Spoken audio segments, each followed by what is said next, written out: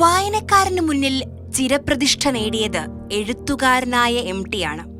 എന്നാൽ വിക്ടോറിയ കോളേജിലെ പഠനം കഴിഞ്ഞ MTയുടെ ഇടത്താവളം കോളേജിനടുത്തു തന്നെയുണ്ടായിരുന്ന MB's ട്യൂട്ടോറിയലായിരുന്നു.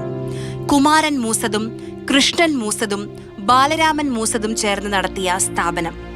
പോസ്റ്റ് ഓഫീസ് റോഡിലെ ടാഗോർ കോളേജായിരുന്നു MB'സിന്റെ എതിരാളി. സൂര്യമാഷിന്റെ ഇംഗ്ലീഷ് പാണ്ഡിത്യവുമായി ടാഗോർ അല്പം മുന്നിൽ കയറിയ കാലം.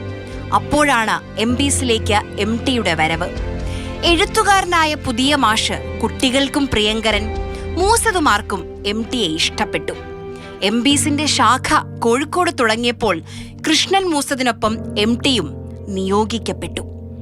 ചാലപ്പുറത്ത് കണ്ടംകുളം ജൂബിലി ഹാളിന് എതിർവശത്തായിരുന്നു കോഴിക്കോട്ടെ MB's.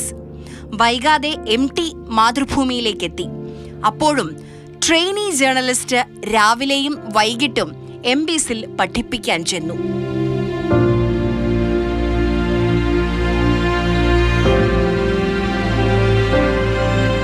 MB'സിൽ അക്കാലം അധ്യാപികയായിരുന്നു പ്രമീള നായർ. MTയുടെ കഥകൾ പ്രമീള ഇംഗ്ലീഷിലേക്ക് വിവർത്തനം ചെയ്തു. 60കളുടെ നടുവിൽ ഇരുവരും വിവാഹിതരായി.